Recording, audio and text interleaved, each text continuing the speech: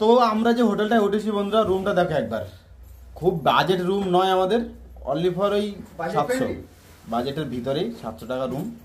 তো সেই রুমটা এখন আমি তোমাদেরকে দেখাই, চলো একবার দেখাই দেখি।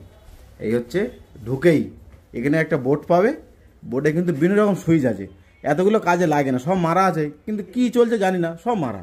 ঠিক আছে, এই আমাদের রুম, চার্জার জন্য দুটো প্লাগ দিয়েছে। এই আমাদের ডবল বেড নিয়েছি, তিনটে 6টা বালিশ আছে, এগুলো রাত্রে 8টা এক্সট্রা দেবে গায়ে দেওয়ার জন্য।